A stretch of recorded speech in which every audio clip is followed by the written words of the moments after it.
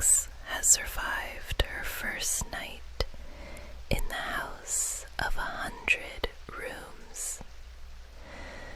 The shadows of the moor are still there, but today a spark of life enters the room in the form of a girl named Martha and a small bird with a scarlet breast.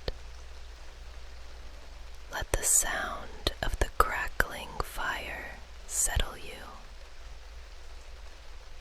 Chapter 4. Martha.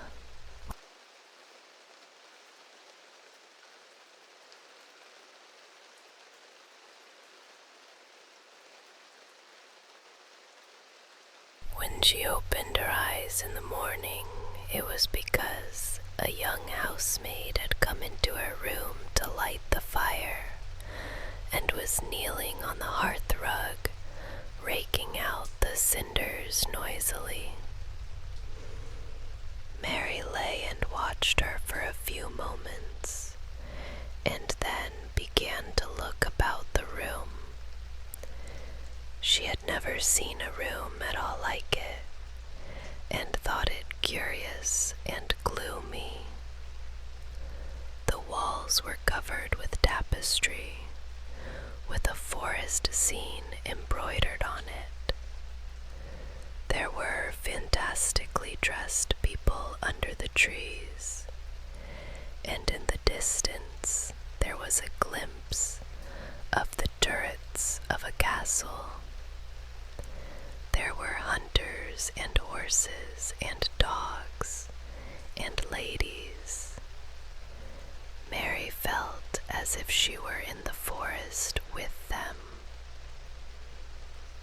Out of a deep window, she could see a great climbing stretch of land, which seemed to have no trees on it, and to look rather like an endless, dull, purplish sea. "What is that?" she said, pointing out of the window. Martha, the young housemaid, who had just risen to her feet, looked and pointed also. "That there," she said. "Yes, that's the moor," with a good-natured grin. "Does thou like it?" "No," answered Mary. "I hate it." "That's because thou'rt not used to it," Martha said, going back to her hearth. "Thou thinks it's too big and bare now, but thou will like it." "Do you?" inquired Mary. "Aye, that I do," answered Martha, cheerfully polishing away at the grate. "I just love it. It's none bare. It's covered with growing things as smells sweet. It's fair lovely in spring and summer, when the gorse and broom and heather's in flower. It smells of honey, and there's such a lot of fresh air, and the sky looks so high, and the bees and skylarks make such a nice noise, hummin' and singin'. I wouldn't live away from the moor for anything."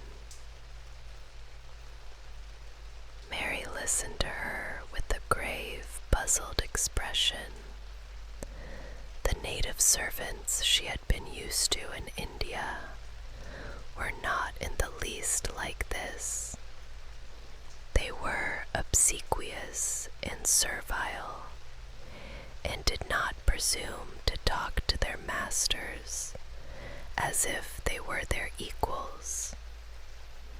They made salams and called them protector of the poor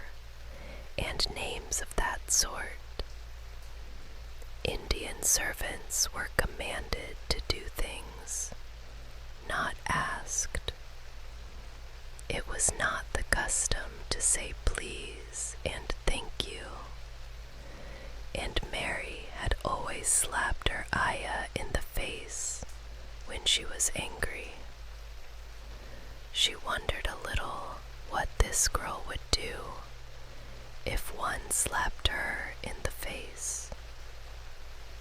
She was a round, rosy, good-natured looking creature, but she had a sturdy way which made Mistress Mary wonder if she might not even slap back if the person who slapped her was only a little girl.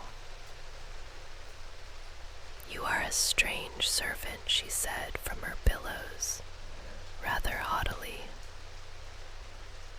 Martha sat up on her heels, with her blacking brush in her hand, and laughed without seeming the least out of temper.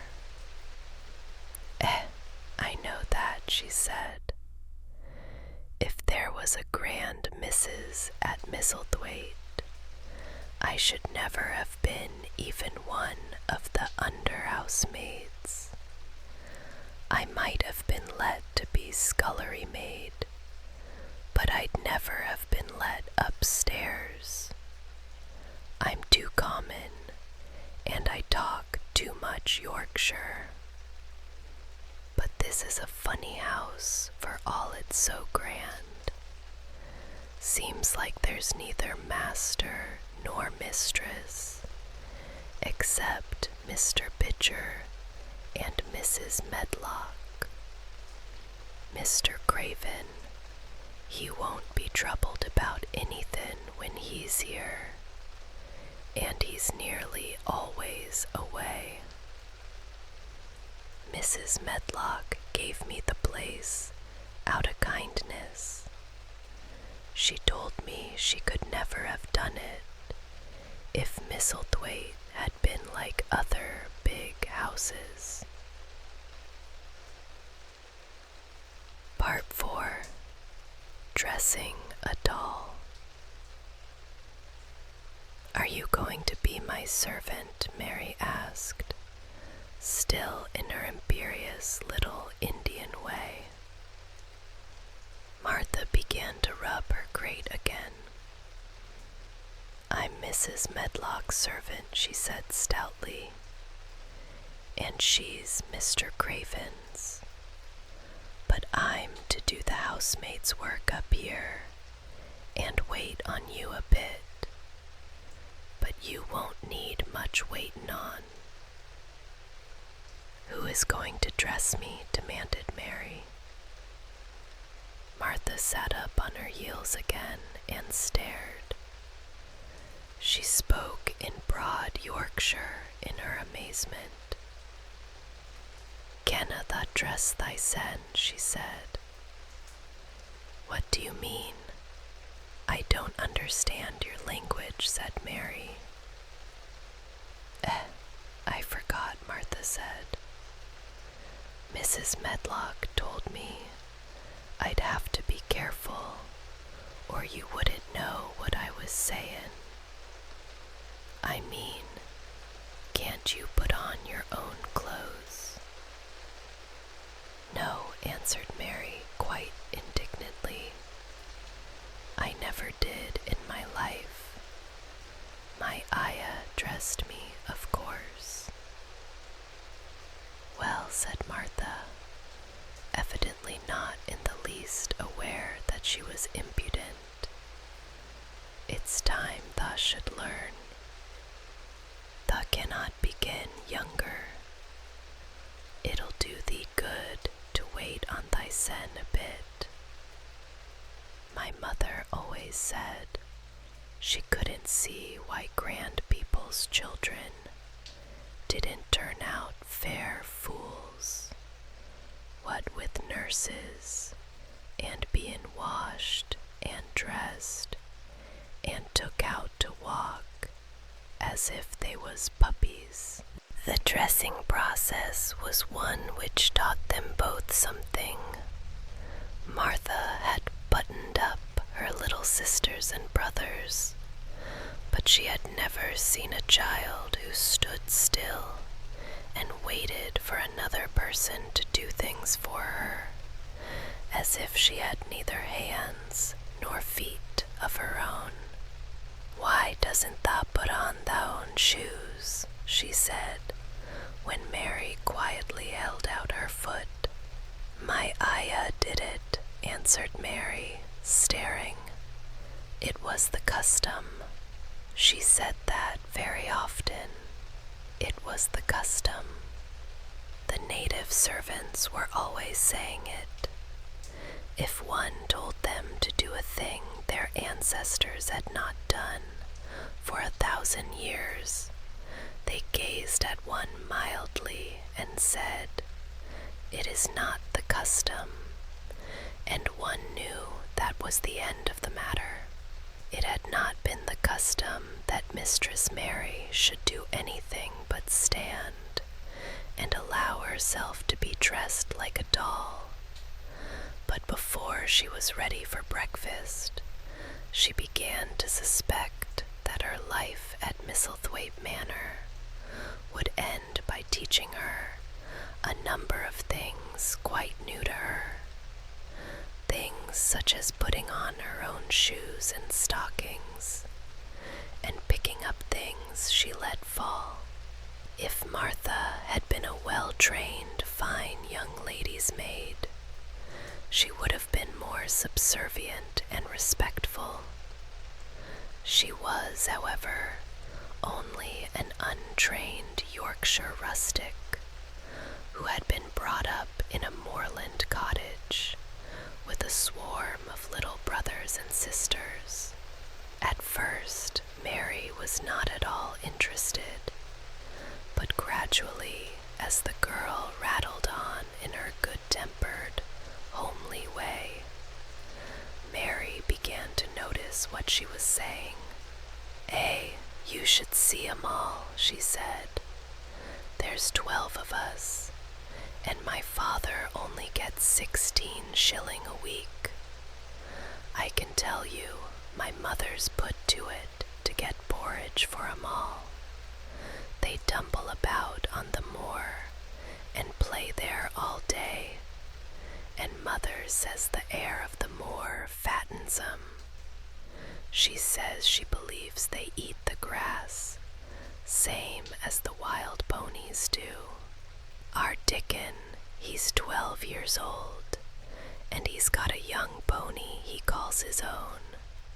"Where did he get it?" asked Mary. "He found it on the moor with its mother when it was a little one, and he began to make friends with it and give it bits of bread and pluck young grass for it. And it got to like him, so it follows him about, and it lets him get on its back. Dickon's a kind lad, and animals likes him." Mary had never possessed an animal pet of her own, and had always thought she should like one. So she began to feel a slight interest in Dickon.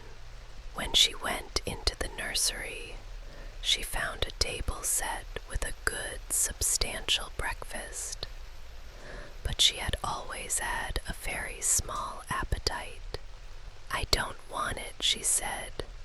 "Thou doesn't want thy porridge," Martha exclaimed incredulously.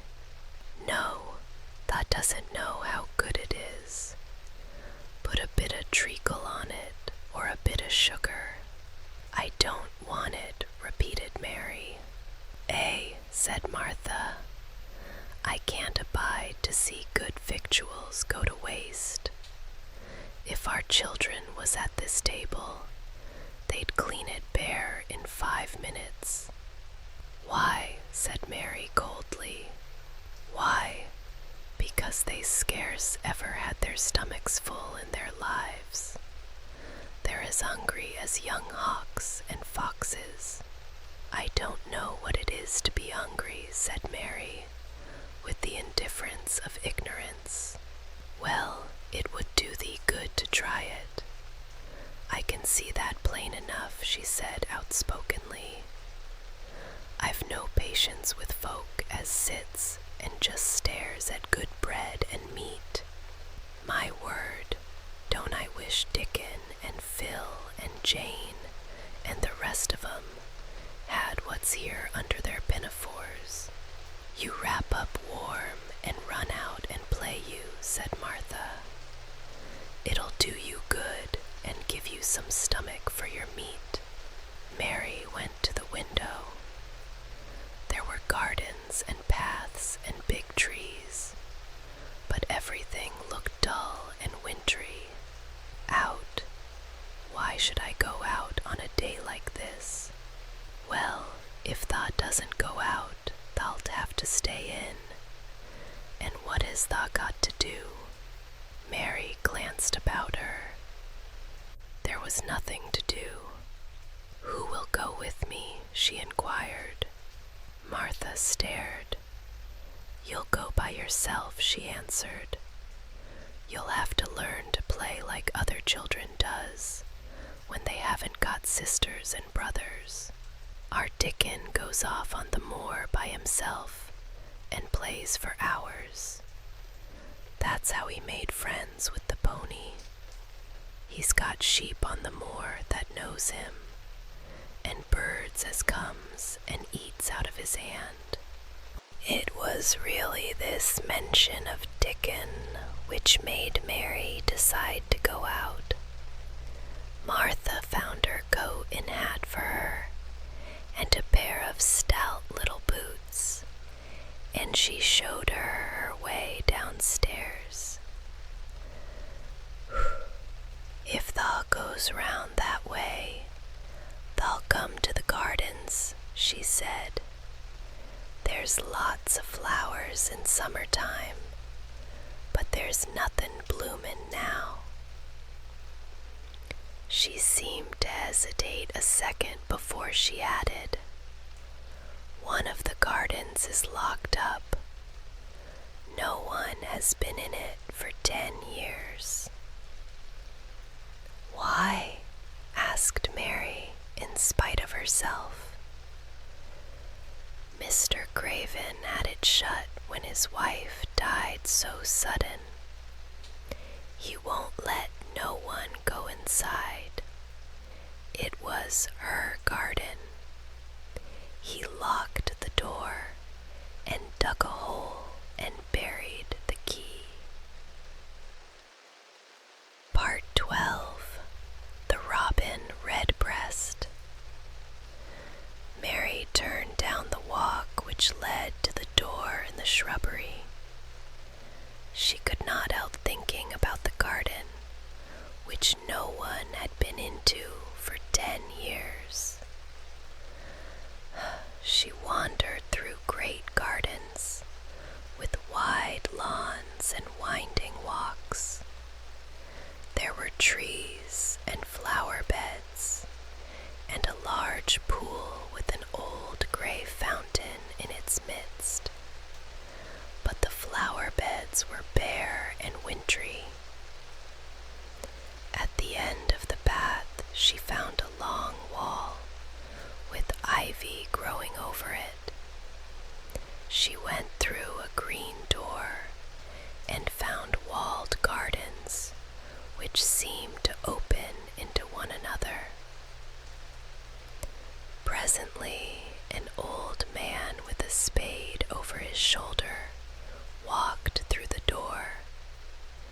He had a surly old face. "What is this place?" she asked. "One of the kitchen gardens," he answered. "Can I go in them?" asked Mary. "If thou likes, but there's nowt to see."